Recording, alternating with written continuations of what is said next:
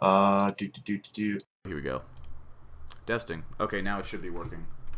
Go ahead and mute my stream because in a second it should start making noise. But I will wait for a second, check myself for like 2 seconds, and then do this. Sorry, my hardware is kind of on the fritz right now. I'm going to talk about that for a minute, but hold on 1 second. Should start making noise, but I will wait for a second. Check. Okay, that looks, seems good. Seems good. Alright, so I'm looking at the YouTube live output. We are at 720/60. You can see in the background that black thing above the door is actually a speaker. So I put surround sound here, but that doesn't really affect y'all watching me just because I use Apple earbuds when I stream. But I have moved into a new room, and as you can see, based on the fact that there's now a picture hanging and a speaker up there, and you can see a couch and a pile of shit that we're going to go into over here. I've actually done a significant amount of work with this room. It was a massive pain in the neck. It's so worth it though. It's so nice in here. So first thing I'm going to talk about a little bit is streaming and basically like why I haven't been, other than the fact that I'm busy. I'm getting progressively worse at Dota because of the fact that I can't play it enough, and something that makes it way harder to play the game is lag, which applies to everyone, but when you're used to playing it at 120 frames per second, and when you start streaming, you lose a huge chunk of frames, because I'm using an AMD FX 8350 processor. It's an 8-core, but it's old. It's a very old processor. It's gotten progressively better over time because more apps use 8-core, like Dota 2's Vulkan was a huge thing, but that's been a significant barrier to entry. Another thing is, in general, I would like to be able to, like, I'd like to be able to stream at 1080/60. There are people in my house. Everything's fine.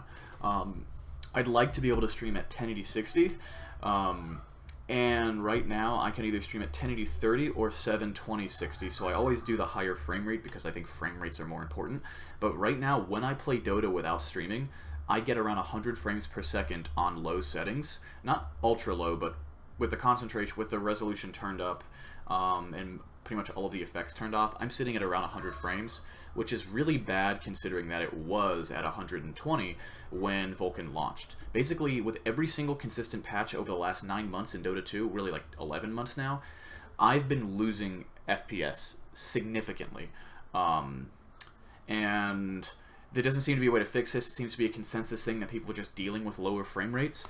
I have tried some things and gotten 5 or 10 FPS back, but I've gone from like 95 to 105. I'm no longer at that 120 FPS, which isn't that big of a deal, but when you put in the massive frame drop that you have when you throw streaming software into the mix, it's kind of a big deal, which brings me to next thing. Well, let me finish on the streaming on YouTube part. So anyway, I'm going to be streaming on at 1080p, 60 FPS.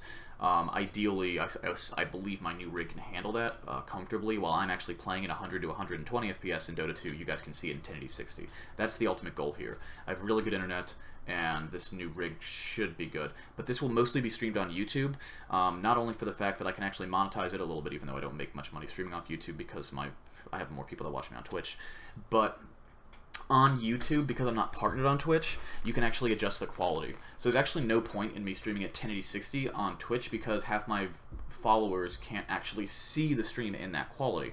So because of this, I will probably be using YouTube as my primary streaming place. I'm gonna try this for a few weeks. If it turns out horribly, I might just go back to Twitch and do my old record to YouTube, play on Twitch, etc. But I really, really like the Twitch platform, or the YouTube platform. I think in every way, shape, and form, YouTube is actually superior to Twitch, except for the fact that everyone uses Twitch, and everyone knows about Twitch, and everyone loves Twitch.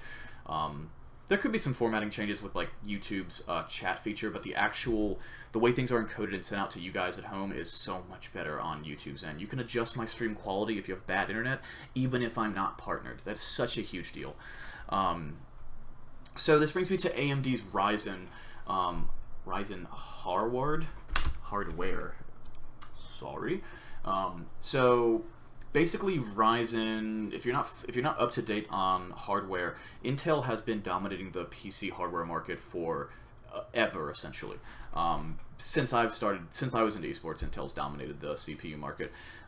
It's been almost 10 years, but I would say strongly in my experience since 2010, 11 especially was when I started getting into like the custom PC building scene. Intel just dominates AMD. And they charge a premium for it.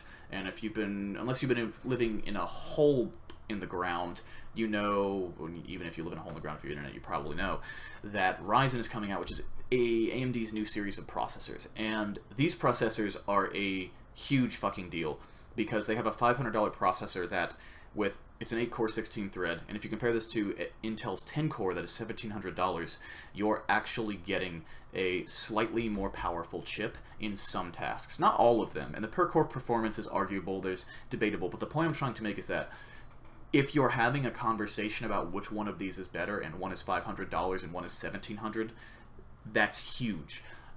So I'm building a Ryzen rig. I've been waiting for AMD to release a competitive processor since they called it Zen, because even though Intel makes better processors, AMD's always, throughout, again, since at least 2011, offered way more bang for your buck.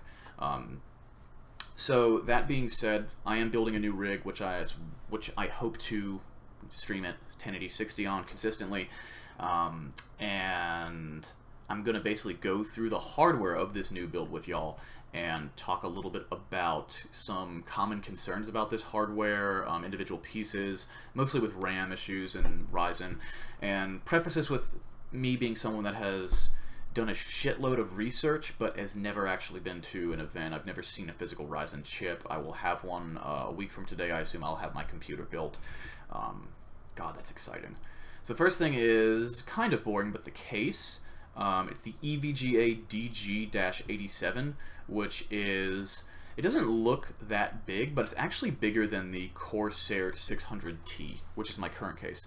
This case is 42 pounds empty, and for my friends over in Europe, that's almost like, it's like in the upper teens of kilograms. This is a very, very, very heavy case. It's a very large case. Let me give you the actual dimensions on this. So in inches, 25.29 inches high, so over 2 feet tall. It's almost a foot wide, and lengthwise it's 27 inches long. This is a gigantic case, which is just because of the way that bottom strip looks. I think it doesn't actually look that big, but it's absolutely gigantic. And so we've got like all sorts of USB Type-C 3.1. Hey Kataria. Yeah, I'm building a Ryzen rig. If there's demand for it, I kind of want to stream it. And the problem is, and I'll get into this a little bit later, some of the hardware for this new build is actually in the PC I'm using right now. So I might see if I can find some older gimped hardware or set up my laptop with my high-end webcam or higher-end webcam, not the stock one, but my Logitech C920, and my Blue Snowball, and stream my build using that. Because I think it would be really cool to actually stream the build of the desktop that I do all this on. Just for reference, the computer that I'm using right now to stream to you guys on is the computer that I used to make my original Lycan guide. That's how long I've had this computer. I built this in January of 2013. This computer just celebrated its 4-year-old birthday. I put it on Go for like $600, but honestly, I really don't want to sell it because I've got some serious emotional attachment to the case, and I also really like the motherboard that's in there. It's pretty cool. I'm not going to get into the details of the current hardware, but so pretty nice case. The back actually opens up, so these are fans. This is where your motherboard I/O comes out. So pretty cool. One of the common criticisms of this case is that people hate the way it looks. I personally love it. There are LEDs built in around this area, and then I'm going to have run RGBs throughout the inside of the case. Try to find STH with Shadowplay or AMD's equivalent to... I think, well, I'm just going to stream my webcam footage of me building it, so I shouldn't need something very powerful. I actually have I have a laptop. It's a decent laptop. It should be enough to stream at least 720, 60 FPS of the build process. And I'll try to see if I can do some sort of virtual super resolution so you guys can actually see in 1080 30 of me doing this build. So that's the case. That's interesting. This is kind of subjective. This power supply actually came free with the case. The case was originally $230, which is what I expected to pay, but it went down to $209, and they're throwing in an $80 PSU with it. This has already been purchased. This is on its way to my house. It's 80 plus gold, 650 watts. I currently have a 1200 watt 80 plus gold PSU, and I have to still do the power supply math to see if I need my 1200 watt in my new case.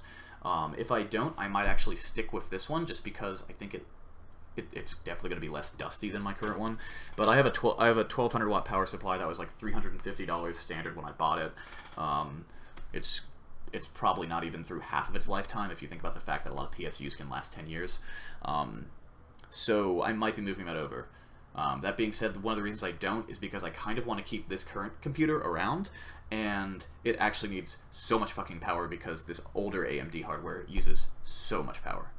So next on the list is this piece of hardware. It's a GTX 1070. This is going to be the graphics card in this new rig. And we can see this right here. I actually already own it, and you're actually watching this stream on it. So actually, I was in line at a Micro Center. I think it was June 14th, June 15th of 2016. I was actually in line at 8:30. They opened up at 10 a.m. I was in line an hour and a half before they opened up, and me and my friend were the last two people that got these before they sold out. I'm actually thinking of getting a case myself. Current one is an Ancient, was free. Yeah, cases... It's so funny because you can have a computer of equal power if you skimp on the motherboard and skimp on the case, but personally, I think the motherboard and case are like some of the most important things because they allow you the freedom to expand later on. And in the case of AMD's Ryzen, I think you want to buy the most expensive motherboard that you absolutely possibly can, because Ryzen has serious performance issues on lower speed RAM, so you have to overclock the RAM, and the higher end motherboards for Ryzen are marketed specifically for overclocked RAM and support overclocked RAM out of the box. And we're going to get into that in a little bit. So this is... We'll go down here first. So this is the Ryzen R7 1800X 8-core. I currently have the pre-order filed for it already. I have a pre-order set for it. I have not been charged for it yet, but I got it before it was out of stock. It should... So they say it'll actually stock by the 3rd, but I'm expecting mine to actually ship on the 2nd, which is release date, and then show up on the 4th. It says the max turbo frequency is 4.00. It's actually 4.1 with XFR, and then they're advertising that it should be stable overclocked at 4.4, which is a big deal for me because I have this on the way. This will arrive tomorrow. This is the Noctua NHD15, which actually didn't come with because this cooler's been around for like 2 or 3 years. This is the best air CPU cooler ever made. I don't think that's an exaggeration. I think this is actually the best air CPU cooler ever made. It looks like poop, but I actually have this already. This is the Ryzen AM4 CPU socket backplates. So I actually already have the AM4 backplate specifically for the new processor sitting here waiting. Oh, you have an NHD14. Yeah, I just have a Hyper 212 Evo on this space heater processor that I currently have. And, yeah, I was like, well, you know, I have a decent I have an aftermarket cooler. It's nothing special, but I have an aftermarket cooler. It runs pretty well. I should try overclocking. And I actually found that this 8350 overclocks really, really well, but I just did not have the cooling power. If I had ordered this, not this, but the cooler... The one on the screen, the NHD15, if I'd actually ordered the cooler earlier, I would have been seriously tempted, even if it were a month ago, I would have been tempted to take apart this rig and throw that cooler on there just to see how much I could overclock it. Because this actually outperforms pretty much every single all-in-one water cooler on the market, except for... There were 1 or 2 out there, but they were way more expensive than this, and you're dealing with water. If you don't have to deal with water, then the only thing you're getting out of putting a water cooler in over this one is aesthetics. And aesthetics are important to me, but I mean, it's Noctua. They have the best fans in the world, and they look like poop. Yeah, and it won't leak. Yeah, I've always been skeptical of water cooling, and I was strongly considering it for this build until I did, and probably too much research on cooling, and realized that this piece of poop-looking fan is actually, like, the best. Like, there's no reason why you shouldn't have this. The only reason, in my opinion, the only reason that you should not have this cooler is if you are spending like 5 or 10 grand and you want to build a full custom water cooling loop circuit throughout the whole of your computer. You have water blocks on your GPUs, things like that. or you have so little space in your case because you have some sort of teeny tiny little build that you need one of those tiny all-in-one water coolers, because those things are good for the form factor. This thing's massive. But that's interesting.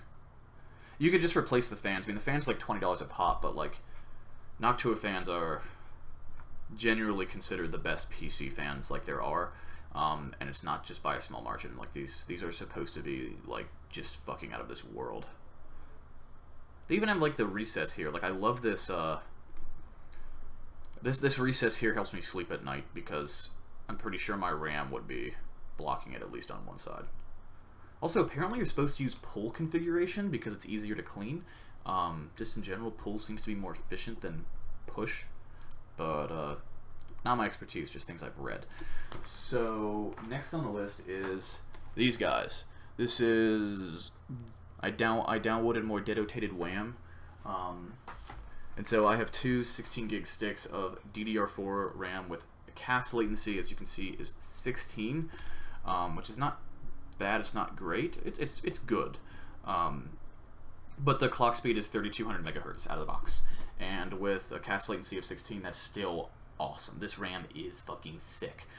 And now this takes us back to the motherboard, because with this RAM, death to Protoss. Protoss is the best. Back at this motherboard, this entire platform, the AM4 Ryzen platform, is actually really bad at supporting fast RAM, which is really significant because Ryzen is more dependent on the speed and the quality of the RAM in your build than Intel's equivalents right now, from everything I've read. And I'm basing this on no benchmarks because there are no benchmarks allowed to be leaked yet. The final NDA isn't lifted until this coming Tuesday, so for 48 hours from now we'll know. But supposedly Ryzen is heavily bottlenecked by the speed of its RAM and the amount of RAM that you have. More so the speed of the RAM. But I'm starting with 32 gigs of 3200. I'm going to up that to 4 sticks of 16 to give me 64 gigs of 3200 megahertz 16 cast latency DDR4 RAM. I'm going to wait for a month or two until I buy that because that's like another $250. This RAM, I did not pay $250 for this. I got it on sale at $185, and I would have bought 2 of them, but I could not afford that at the time. So I will go back and spend another $250 and buy another kit. I'll buy the exact same kit because it's good to keep your RAM identical. You know it's the same. But so this is the motherboard, which is $255 fucking dollars. This is an expensive, ridiculously expensive motherboard. It's the X370, which is the highest end. This is the most expensive motherboard that AMD is releasing for Ryzen at launch. They will probably release, I think, 1 to 2 more models that are higher end than this. They have a lot of BIOS up. They're already talking about BIOS updates for this motherboard, etc. But this motherboard, oh, it doesn't have a PS2? Huh, you're right, it doesn't. Interesting. I actually have I have a PS2 mouse on my desk, and I have a PS2 keyboard in my car. I have 2 computers two desktops in my possession right now, one of which I'm trying to sell and should be selling this week. And both of them were built in the last 4 years. Both of them were built in the last 4 years, and they both were high-end rigs, and they both have PS2 ports. So I find that weird. So one of the things that really sold me on this motherboard is one, gold-plated audio adapters for conductivity, and everyone's out. Now everyone that knows a lot about hardware is probably cringing a little bit when I say this, but the quality of my audio jacks is actually a huge deal because, you know, I have a Sabertooth. I have a pretty high-end motherboard for my current 8350, and these jacks are just like worn out. I like never used them, but they just like, there's something a little bit off about my sound controller. Another thing is this actually has a higher end sound controller than the next board down, and this is the only board, to my knowledge, being released at launch that actually AMD, like there's this rumor going around that you could not have more than 2 sticks of RAM clocked at 3200 megahertz, and something to do with the fact that Ryzen only supports dual channel RAM. AMD basically, or Asus basically came out and said, that is fake news. On day 1, we will support 4 sticks of DDR4 RAM clocked at 3200 megahertz We do not give a shit. Regardless, I'm only going to start with 2, but I am going to move up to 4, and I want that higher clock RAM speed, that faster RAM, because I know that the performance of my CPU is more dependent on my RAM speed in this situation than it is in a lot of situations. So we've talked about the motherboard, we've talked about the GPU, the power supply, the case, this gigantic fan, this absurd amount of RAM. As far as storage goes, I'm going to have a Samsung 850 Evo, I think that's what the suffix is. Samsung 850 something. It's the 250 gig SSD that I currently have in there. Plus, I'll be packing this old SSD that I just haven't been using, so I'm going to put this back in there, so I have 120 gigs. I might actually just run Dota exclusively off of this guy. It's a 120 gig SSD, so why not? I'll do something on it. And then I'm going to buy either a 250 gig or a 500 gig NVMe drive. And the reason that I'm not buying that at launch is, 1, it's a lot of money. 2, I'm not 100% sure that NVMe, or that'll be that's the NVMe drive that I want, because you can only have one NVMe card in this motherboard. But I'm pretty sure I'm going to buy either a Samsung 960 Pro or the Intel 600p NVMe drive. Overclockers only use 2 sticks in general, and top overclocking boards only have 2 RAM slots. Shorter tracer and longer tracers, etc., but I want 4 too. I agree with you with the first part, but I would still say that most high-end overclocking boards have at least 4 RAM slots. Even if they're not using all 4, pretty much every high-end board has at least 4 RAM slots. Also, because of the Ryzen architecture, you can only have 4 slots for RAM, to my knowledge. I might be wrong about that, but I'm pretty sure, based on the way that's set up, you can only have 4 DIMMs in a Ryzen motherboard. Which is a little bit annoying, honestly. That's something... See, the thing is, like, Ryzen actually cut down on the PCI lanes from Intel's current standard of 40 to 24, and that's one of the things that allows them to make such a powerful CPU for such a low price. And it doesn't really affect most things, but it's almost like buying a higher-end versus a lower-end motherboard. It's just buying the Intel unlocks a handful of features, but that handful of features is... it's not that many features, and you're paying 3 times the price. But yeah, this is my #1 choice for motherboard. I'm going to try to get this fucker overnighted to me next week when it comes out. I have not pre-ordered. This is the only part that I do not have a lock on. Everything else I pre-ordered so far, but I need to either move some money around or sell this backup desktop that I have.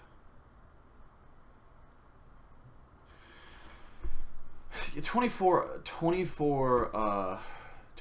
PCI 3.0 lanes. And then like 8 2.0 lanes. I mean, it's got plenty. Like, let me see. This uses... So these should be double stacked. So that's 8 SSD ports. But you can actually... 2 of those are going to get... 2 of those probably share bandwidth with the M.2 drive. Maybe 1, but 2. So 6 SATA ports. Also, my new case doesn't have a 5¼ inch drive bay, so that means that's 6 hard drives. 6 or 7, not sure, I haven't checked the manual, but 6 or 7, including the NVMe drive. I currently have 3 drives that I want to put in there, plus the NVMe, which means that I will have either 3 or 4 available open slots for additional hard drives, which I will likely use. Well, not all of them, but I'll likely add 1 or 2 more drives. Just because, like... I know RAID's kind of questionable to use with solid state drives, but there's a deal for like $30-some. AData was selling pretty decent 120 gig solid states, and you could buy like 3 of those for $120 and run them in RAID, or 4 of those and run them in RAID, and then you have like almost half a terabyte for like $150. And if it's running in RAID, it should run a little bit faster than if you just bought a 500 gig solid state. But I might be wrong. I might be wrong about that. Are those TLC? What do you mean by TLC? while waiting for you to respond, this is the wireless adapter. This stream is being done over Wi-Fi. This is Intel's dual band wireless AC7260. It's a PCI Express wireless adapter, and it is awesome. I have been using this since last summer. It will be coming out of my current rig.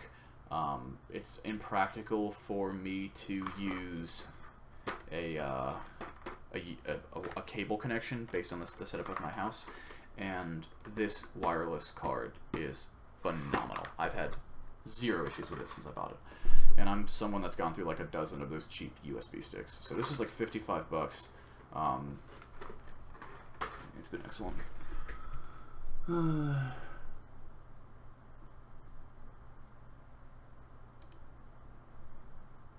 Oh, I'm almost positive it's going to be TLC is cheaper and breaks faster. If the 850 Evo is TLC, and that's the cheaper and breaks faster, then I would bet a lot of money that those ADATA drives that are 120 gigs are going to be TLC. Yeah, but usually the only differences you see in sustained writing are based off of single massive files, not series of small files. And who the fuck actually moves a 5 GB file? The only time that I ever move around singular files that are multiple gigs in size are when I like move VODs that I record for Twitch and YouTube from one drive to the other. That's the only time that like sustained read and write is actually like important for me. For most people, I would say it's unimportant, because even if you're moving around like video games, like games are made of like zillions of small files for the most part.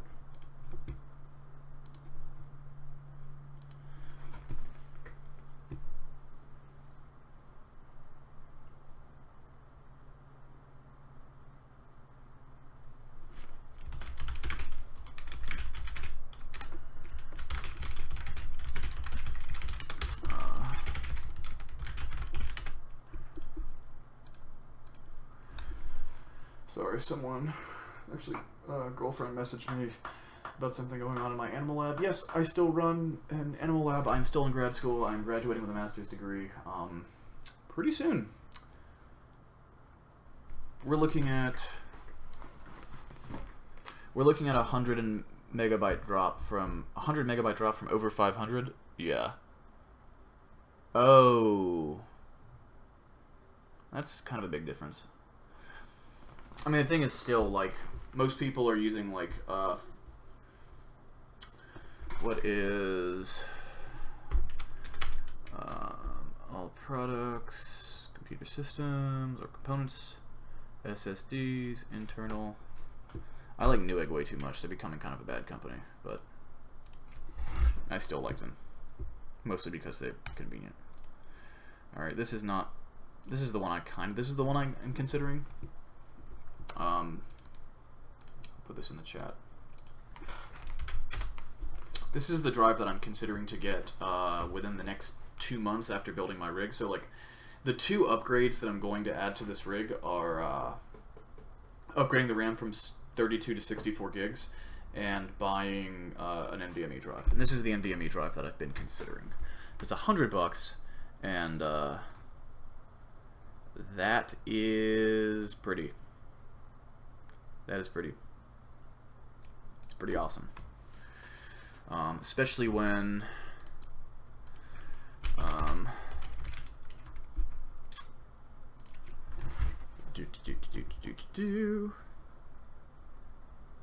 I think this is what I have right now.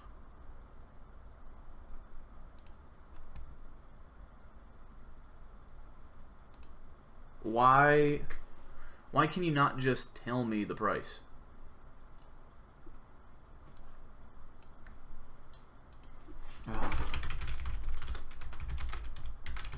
Alright, email me the price. Cool. It's a 500 gig. What's the speed of this drive? It's probably shit, honestly. What is the price?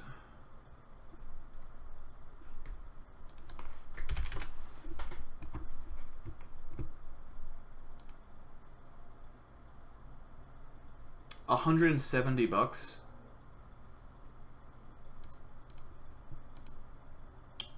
$170. Hello, my Yuresh Skadar.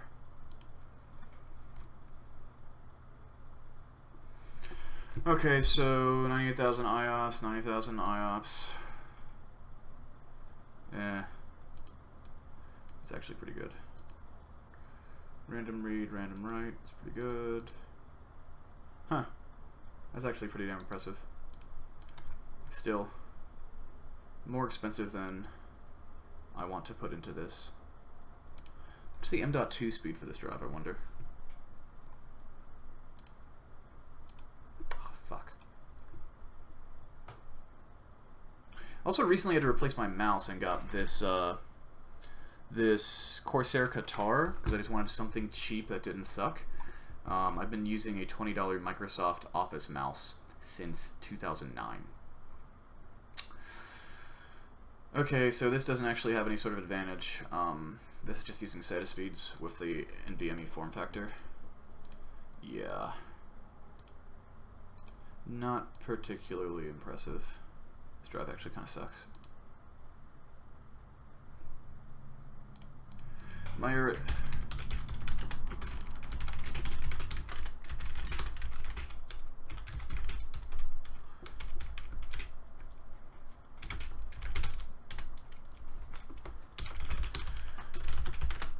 Sorry, so what I just typed was next week I'll be streaming. Oh, sorry, not next week. Week after next. Oops. This week is building the PC. By building, I don't mean I'm taking a week just to put the Legos together. I'm collecting all of the pieces from around all the places that I need to get pieces from. This thing is so sick.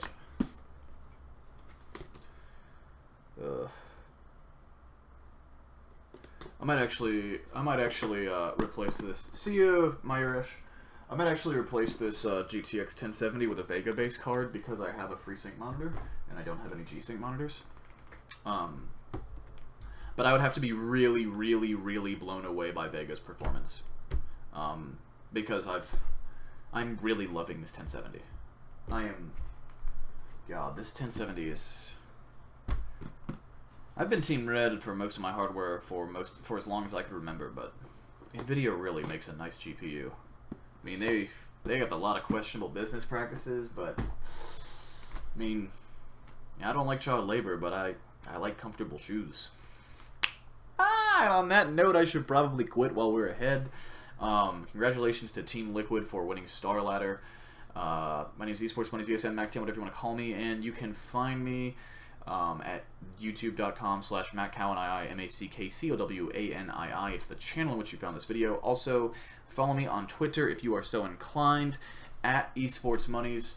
I don't spend a lot of time on Twitter, but if you do anything interacting with me on Twitter, I will get I'll get a push alert on my phone, so I'll know that there's Twitter things happening. So, thanks for watching, y'all. Sorry for the few seconds at the start where there was silence as I was adjusting my microphone. I'll probably be keeping the same blue snowball microphone and Logitech's, what is the code? It's like the C910 or C920 or something throughout the foreseeable future. So, thanks again for watching. Have a lovely Sunday, and I hope to see y'all soon with a new shiny build, which you guys can be a part of.